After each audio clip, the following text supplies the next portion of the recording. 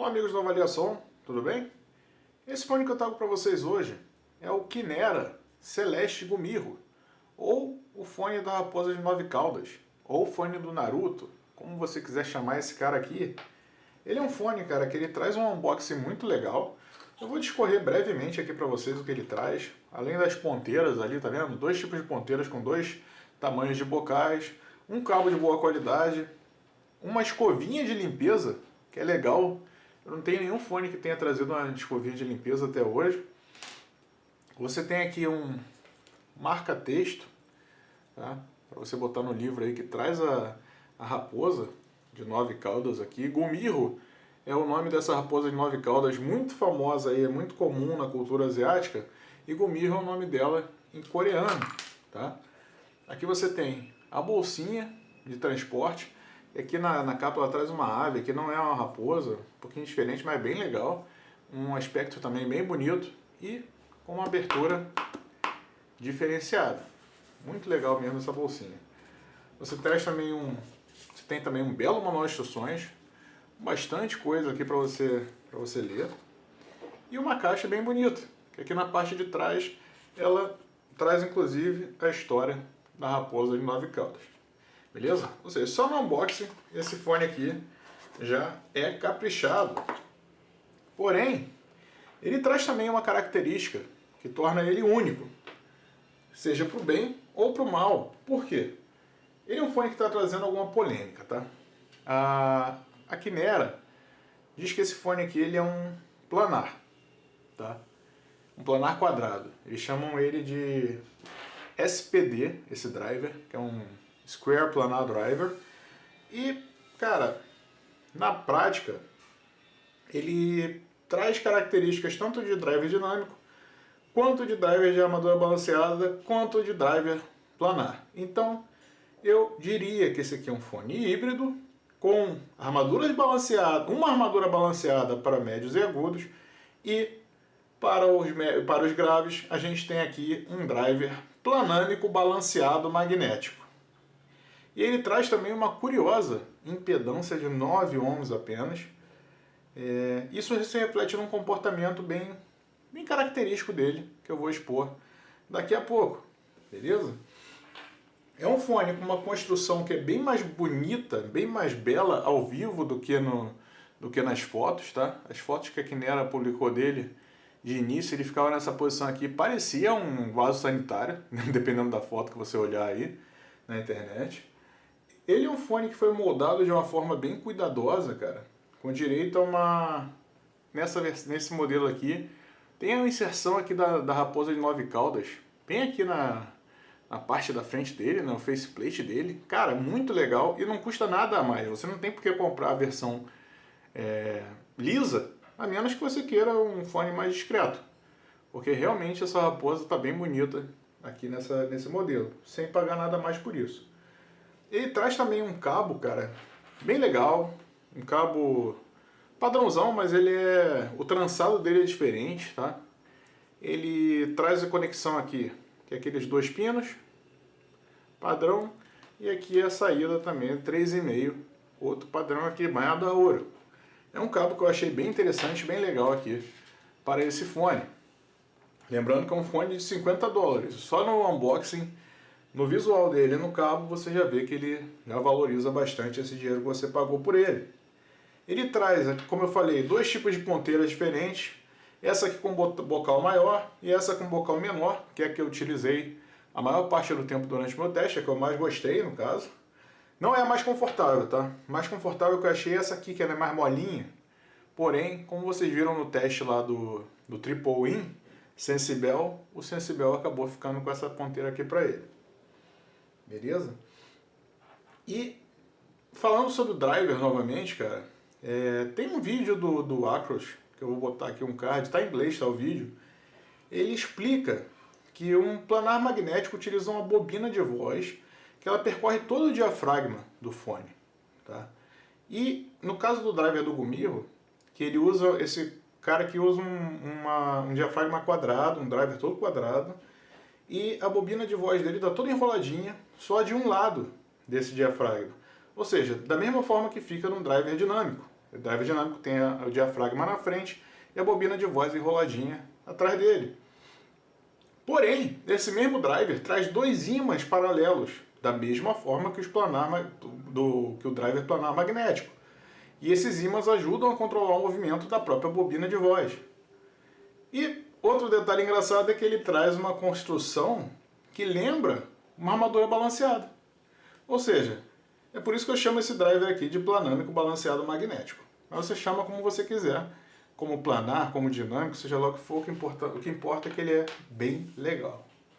Conforto dele, cara, conforto é subjetivo, mas eu achei o fone leve, confortável. Os cantos dele aqui são arredondados, tá? Mas a minha orelha ficou marcada depois do uso, mas não chega a machucar, não causou nenhuma dor. E todas essas ponteiras aqui que vocês estão vendo na mesa possibilitaram um bom encaixe e conforto para mim. Só que a melhor, claro, que funcionou comigo, foi a ponteira maior, a large. Deu tanto um conforto legal quanto uma vedação bem interessante. Na questão da sonoridade musical, cara. Sonoridade musical, esse é um fone que me deixou intrigado, tá? Por quê? Primeiro eu liguei esse cara aqui no BTR-5. Liguei ele no BTR-5 por Bluetooth conectado ao meu celular. E cara, o fone ficou totalmente sibilante, ficou estranho, cara, principalmente nos médio agudos. As vozes estavam sibilando muito. Eu falei, cara, não é possível que esse fone é tão ruim assim. Então beleza, tirei do BTR-5, pensando naquela impedância de 9 ohms, né? Que é um fone extremamente fácil de carregar. Peguei, pluguei o jack 3,5 no celular, direto. Cara, a sibilância foi embora. Tocou aí com menos de 50% de volume, muito bem. Sibilância foi embora. Porém, cara, perdeu a graça que ele tinha nos médios e nos agudos. Os médios ficaram bem abafados, bem recuados. Então o que eu fiz, cara? Próximo teste. Peguei isso aqui, pluguei esse cara no computador, pela porta USB dele, tá? Configurei ele lá para ser usado no computador. E, cara, sibilância foi embora e os médios e os agudos ganharam novamente a claridade e o brilho que eles tinham antes. E, cara, funcionou muito bem dessa forma. E é dessa forma que eu vou expor para vocês como foi a minha impressão sonora com esse fone. Nos graves, eles estão bem presentes, possuem um bom impacto, mas eu não senti tanta pujança, tanta violência dos graves. Ele tem um peso interessante nos subs, uma boa autoridade nos médios graves, invade um pouquinho só os médios em algumas músicas, porém os graves têm a velocidade suficiente para tocar bem um Valhalla, do Blind Guardian, por exemplo. E esses médios que ele tem são bem abertos, especialmente os médios agudos, que possuem uma boa extensão e até um certo brilho. Na questão dos agudos, cara, os agudos são extremamente arejados e abertos. Eles podem soar até brilhantes demais ou analíticos até para algumas pessoas, dependendo de quem estiver ouvindo esse fone. Eu particularmente achei interessante. E embora tenha bastante agudo, não é um agudo cansativo nesse cara aqui. Eu só acho que ele poderia ter uma extensão um pouquinho maior. E você nota isso aí em algumas músicas que atingem umas notas numa frequência mais alta. Nas tecnicalidades, cara, é um fone com excelente detalhamento. Excelente. O detalhamento desse cara aqui realmente me impressionou bastante. E isso pode ser visto na música Hotel California, porém, não é o Hotel California normal. É uma gravação ao vivo para MTV de 1994. Por quê? O imaging que esse fone traz aqui é bem curioso, tá?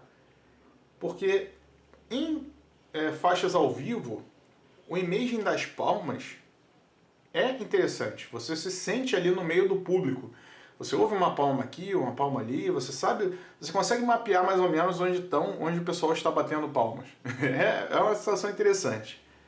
Porém, instrumentos musicais, cara, ficou engraçado, porque parece que está todo mundo junto. Parece que a banda inteira é um corpo só, que está cantando, está tocando a bateria, está tocando a guitarra.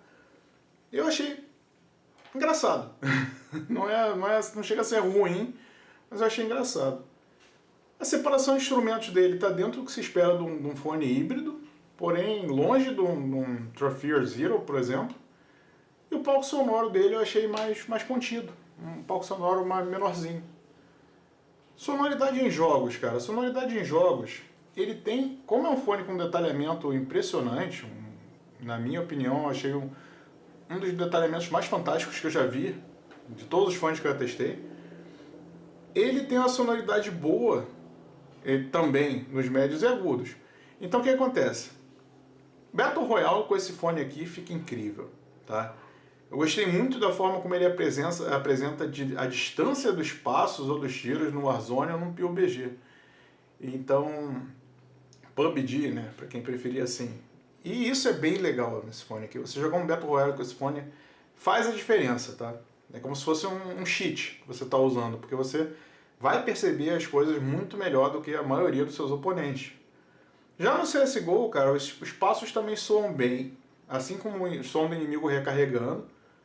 Porém, em situações com muitas explosões e tiros, fica um pouco difícil perceber essa localização dos inimigos por causa daquele grave descendo aqui para os médios. E o início dos médios desse fone aqui é um pouquinho mais recuado do que eu gostaria de ouvir num jogo de CSGO, tá? Porém, as vozes dos seus companheiros você vai ouvir muito bem com esse fone aqui. Em jogos de mundo aberto, a imersão é ótima, porém os sons agudos podem soar um pouco artificiais. Então, de certa forma é legal, cara, mas pode soar cansativo depois de algumas partidas. Principalmente, eu estava numa situação que eu vi no Horizon, que estava uma situação de vento batendo assim nas plantas, no capim, né, no mato, e fazia aquele barulho, só que aquele barulho estava tão constante que acabou ficando um pouquinho chato. Em jogos de simulação de corrida ou de avião, os sons assim, de impactos, pneu cantando, no caso de jogo de corrida, soa pouco natural, menos natural do que deveria ser. E eu achei que o som de motores fica, em compensação, fica espetacular nesse fone. Vale a pena a experiência dele. Sonoridade em filmes e séries. Assim como acontece nos jogos, os agudos podem ser um pouco cansativos, porém as vozes são bem ouvidas, exceto uma ou outra cena que tem um excesso de graves, excesso de coisas acontecendo. E os graves trazem um bom impacto em filmes, com aquele efeito de vibração que remete a uma sala de cinema.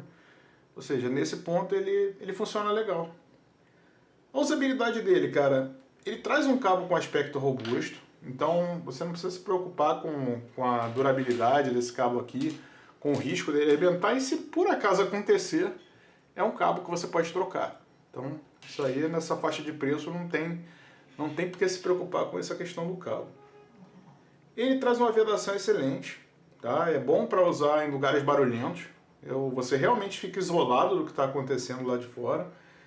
Só que uma coisa aqui, ele tem uma saída de ventilação do driver, cara. Aqui, ó, não sei se vocês estão vendo direito. Aqui, essa saída de ventilação é um pouquinho grande. Então você tem que tomar cuidado, por exemplo, na academia, se você suar e entrar suor aqui, provavelmente você vai comprometer esse seu driver, tá? Então, toma cuidado para utilizar esse cara aqui se você for correr, se você for fazer um exercício mais intenso. Beleza? Se você utilizar esse cara aqui para ouvir uma reunião no trabalho, esse cabo não tem opção de microfone. Mas se você usar esse cara aqui com um microfone externo e for só para ouvir uma reunião de trabalho, por exemplo, você vai ouvir as vozes muito bem e funciona legal. Enfim, considerações finais. É um fone bem interessante e intrigante. Ele traz uma tecnologia única de driver, por mais que falem desse driver aqui, ele é um driver único. Só esse fone traz esse driver. Então ele combina bem com essa, e ele casa legal com essa armadura balanceada dele. A sonoridade dele acaba sendo bem legal. E pode incomodar aqueles que preferem os fones mais quentes, tá? Se você é um cara que gosta mais de um TIM T3 Plus, talvez essa sonoridade aqui possa ser um pouquinho incômoda. E é uma sonoridade até boa, bem legal, para um fone de 49, 50 dólares, que é a faixa de preço dele. Ou seja, no final das contas, eu recomendo a compra dele? Sim, recomendo a compra dele. É um fone que você vai gostar muito de usar, exceto, claro, para aqueles casos que eu falei. Beleza? Então é isso, vou ficando por aqui. Um grande abraço, até o próximo vídeo. Tchau, tchau.